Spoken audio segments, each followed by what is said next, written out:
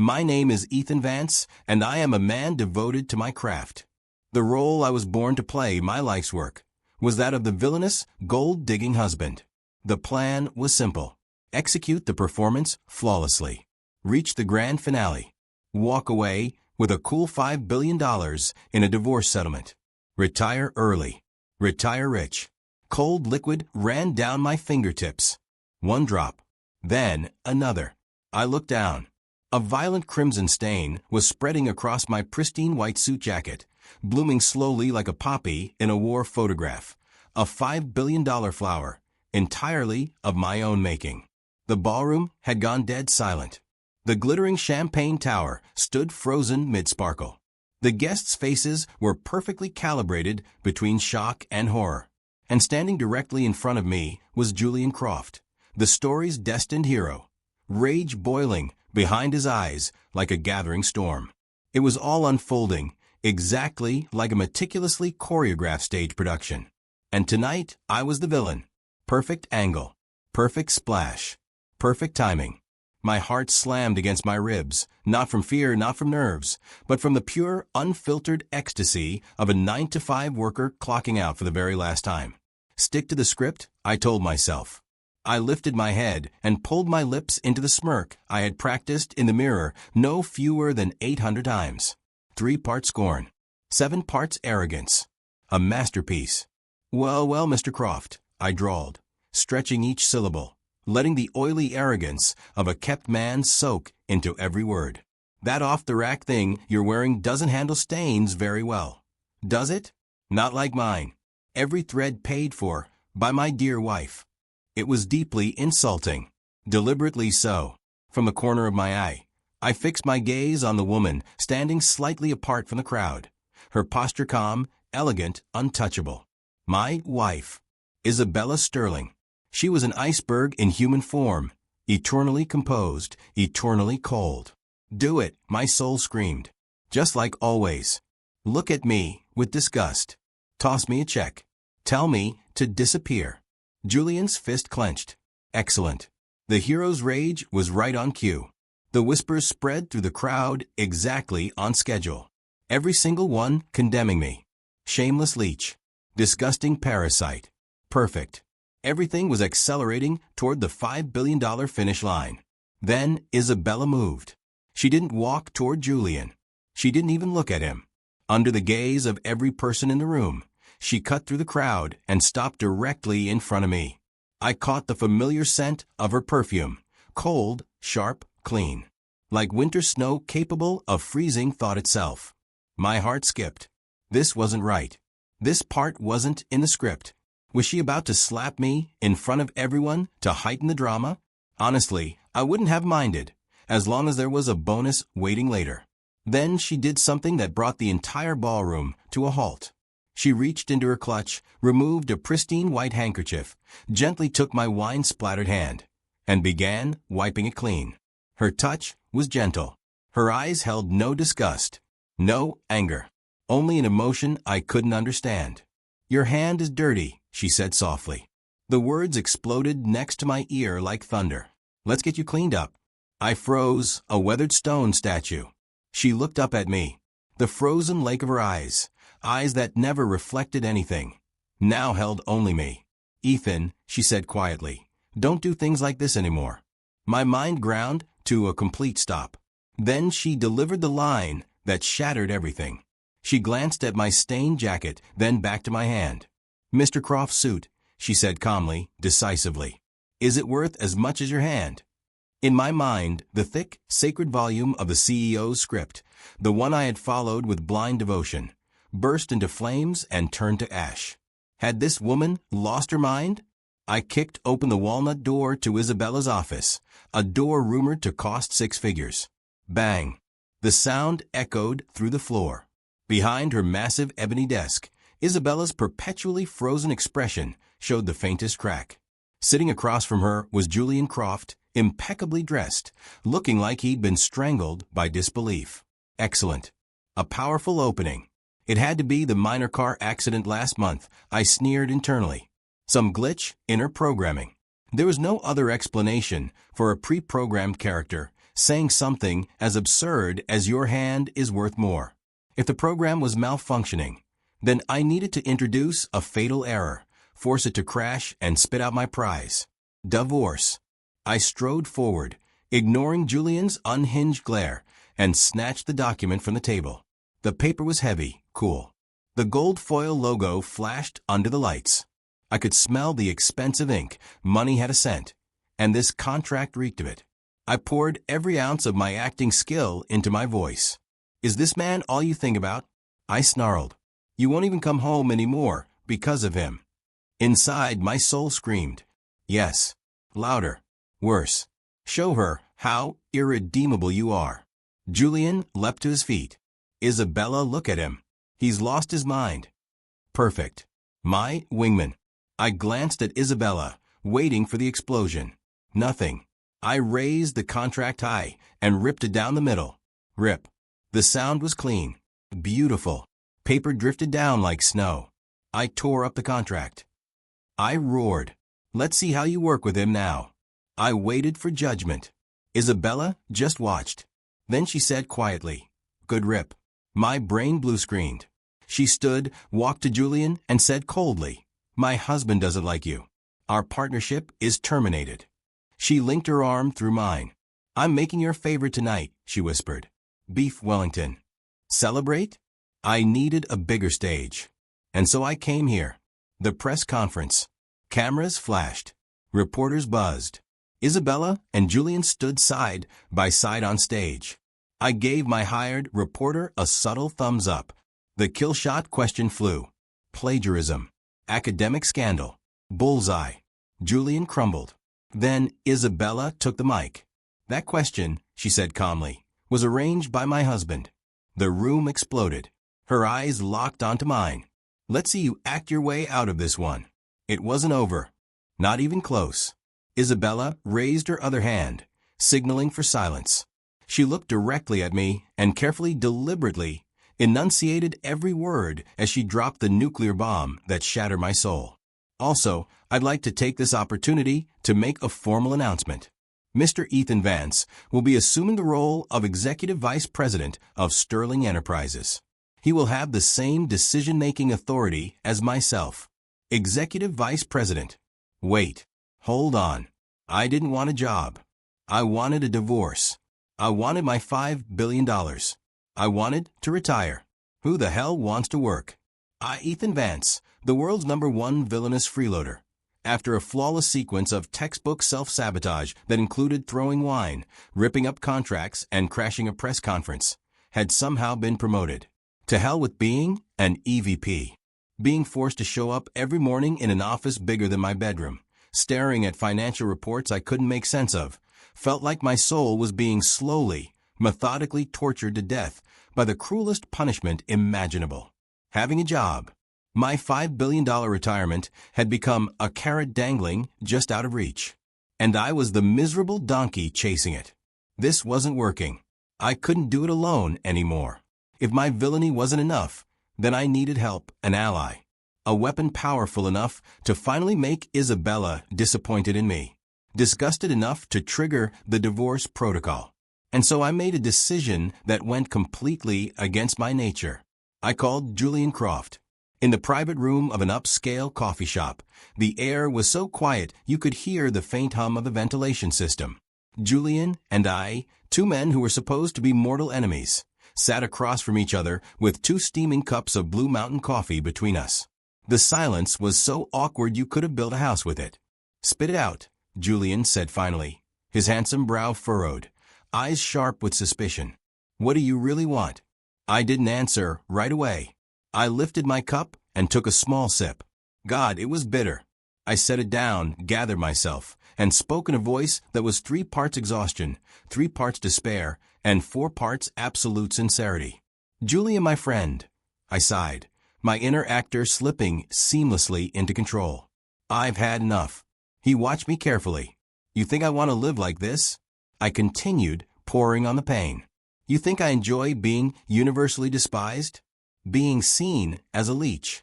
I slammed my hand on the table, splashing coffee. She doesn't love me, I said hoarsely. The person she's always loved from the very beginning is you. Inside my head, my thoughts roared. Yes, that's it. Thicker. Sadder. Make it hurt. But now, I went on, burying my face in my hands, she's obsessed with me. Like she's lost her mind. I looked up. We have to work together, Julian. It's the only way. We need to show her my true, worthless nature. Only then will she finally give up on me. And you, I leaned forward. You'll get the woman you love. Julian hesitated. Why would you do this? He asked. What's in it for you? The million-dollar question. I met his eyes, red-rimmed with fake sincerity. All I want is the money. I raised 2 fingers. When it's over, we split the $5 billion settlement. 80-20. Seeing his confusion, I clarified. You get 20. I get 80. Julian was speechless. Internally, my soul was cackling. You fool. You're the hero. I'm just helping the story get back on track. A long silence followed. Then, finally, he nodded. Fine, he said. But how can I trust you? I pulled out a small digital recorder and slid it across the table. Everything gets recorded. If I double-cross you, this is your trump card. The last trace of doubt vanished from his eyes. Deal. We shook hands. And just like that, a ridiculous secret alliance was born. Neither of us noticed that in a corner booth, partially hidden behind a potted plant, Isabella Sterling sat calmly, sipping her coffee, watching everything unfold. A playful cat-and-mouse smile curved her lips. The abandoned warehouse smelled like rust, rot, and a century of fermented rat carcasses. Julian and I were tied back to back against a cold iron pillar. The rope around my wrists was one I'd personally selected online, thick, realistic, but gentle enough not to chafe my delicate skin. Across from us stood 3 extras I'd hired for $5,000 a day. Their leader tried to look menacing, but the slight beer belly and the "this is a pretty sweet gig" glint in his eyes ruined it. This was the master plan. A headline-grabbing kidnapping. Isabella would have to choose. Save Julian or save me. Given her undying love for him, the choice would be obvious. I'd die tragically. Clean exit. $5 billion secured. Pure genius. Julian trembled behind me.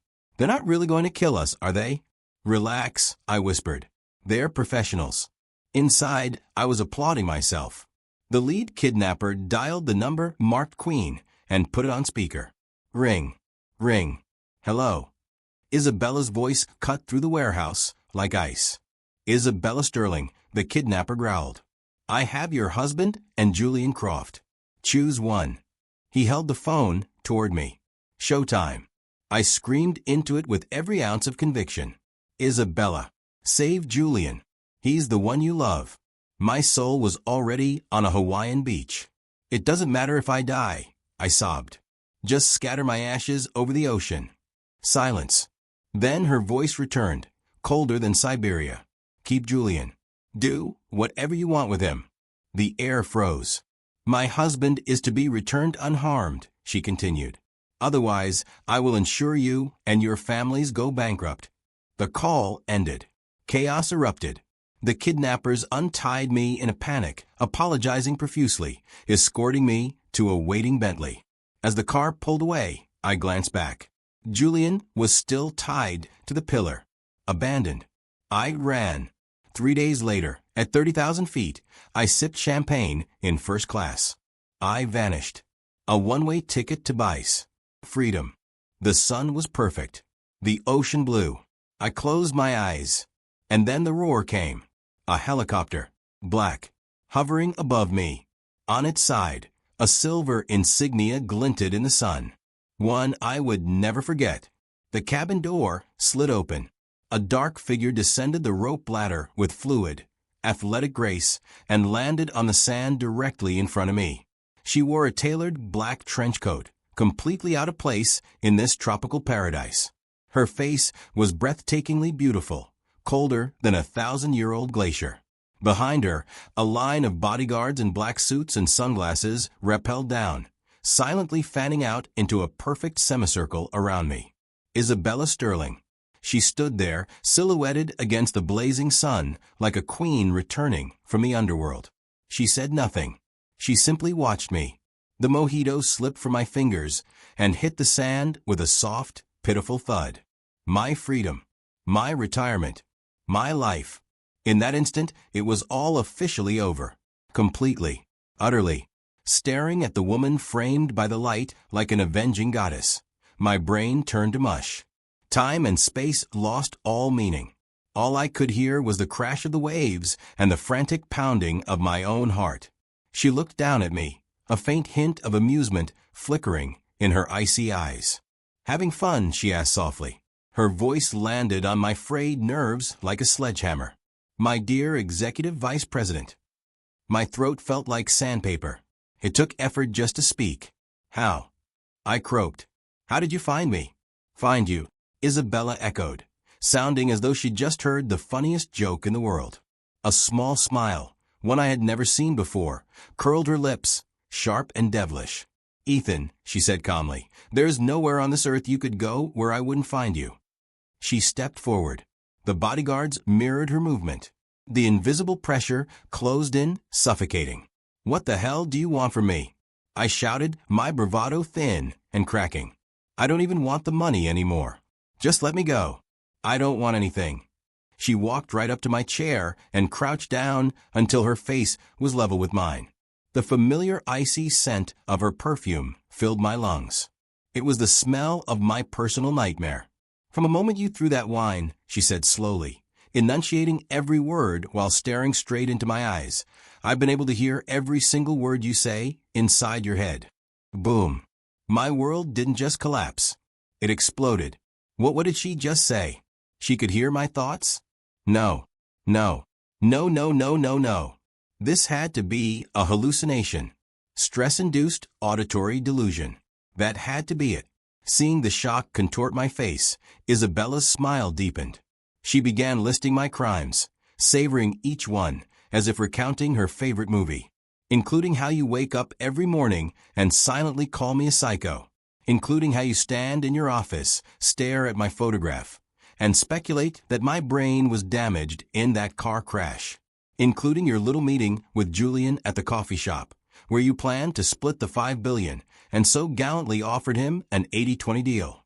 She lifted a slender finger and gently tapped her perfect red lips. And including how just 5 minutes ago, you were thinking that you really like my lipstick color today. Ethan Vance, a man who had transmigrated into a cheesy romance novel and painstakingly played the role of the villainous husband for an entire year on a forgotten island in the middle of the ocean, was completely and utterly exposed. All my acting, all my schemes, all my dramatic internal monologues, they were all a live broadcast. I wasn't a master actor. I wasn't even a clown.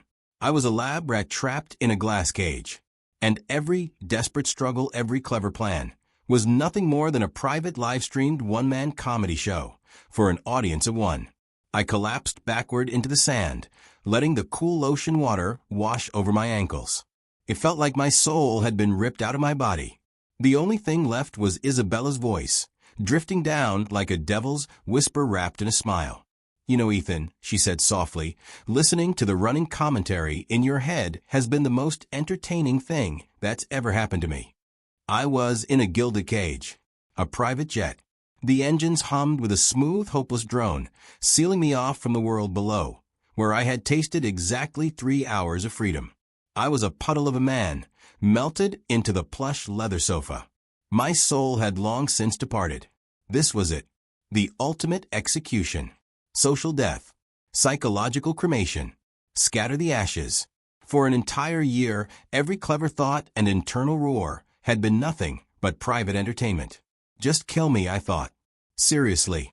Across from me, Isabella sat quietly, the terrifying aura from the beach gone. She was once again the Ice Queen CEO, gazing out at the endless sea of clouds beyond the window. An expensive mahogany table separated us. The silence was deafening. After what felt like an eternity, she turned from the window and slid a slim black tablet across the table. "Take a look." I lifted my head numbly. The screen displayed a meticulously compiled dossier. Julian Croft. Morbid curiosity compelled me to scroll. Photos, timelines, bank transfers, 5 years of his life, laid bare. In Paris, he had swept the heiress of a French vineyard into a whirlwind romance, only to cancel the engagement at the last moment, citing family opposition, walking away with a 7-figure consolation prize. In London, he seduced the youngest daughter of an English earl, abandoning her with poetic excuses about destiny, and leaving with a massive chunk of a publicly traded company. Each relationship followed a perfect script. Each woman came from immense power. A chill crept down my spine. Julian Croft, the novel's charming noble hero, was nothing but a professional con artist. A predator. Better at the game than I ever was. More refined. And infinitely more disgusting. I acted for retirement. He treated life as a hunting ground. Isabella's voice drifted calmly across the cabin. This book, this world, it was all designed for me to fall in love with him. My head snapped up. My personality. My preferences. Every smile. Every frown. It was all code, a program meant to ensure we'd meet and react. Her tone was detached, as if she were narrating someone else's tragedy. I was meant to follow the script and walk straight into his trap. Then she looked at me. A ripple disturbed the frozen lake of her eyes. "But you," she said softly, "were an accident." She smiled faintly. "Your mind is too loud, Ethan." So loud that, for the first time, I heard a voice that wasn't written into the script. She gestured toward Julian's image. "If the world is fake, the script is fake. And even the hero is a fraud. Why should I fall in love with a liar?" In that moment, I truly saw her. A woman who had torn apart her own destiny, who had clawed her way out of cold, merciless code and become self-aware. And in her eyes, for the first time, I saw something other than ice. I saw something real. Emotion. My mind, noisy, sarcastic, relentless for an entire year, fell completely silent. I was back in the mansion. My former stage. My current prison. Nothing had changed. Except me. I looked at her calmly and asked, "So what's the plan now?" She reached into her coat and placed a black card on the table. A single gold S gleamed in the corner. The Centurion card. "There's 5 billion in it," she said. "It's yours." My brain shut down. "For real?" I whispered.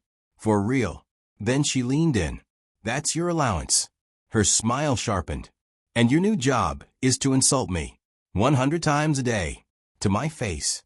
She paused, whispering softly, "And if you ever run again or even think about another woman." Her breath brushed my ear. "I'll break your legs." She smiled. "And take your allowance." I held the card. My eyes burned. I had everything. Money, power, and the sweetest, most inescapable curse. Inside my mind, the narrator screamed one last time. "You want this life? Fine. Take it." And beside me, Isabella Sterling smiled. The most radiant, the most honest, the most terrifying smile I had ever seen. End.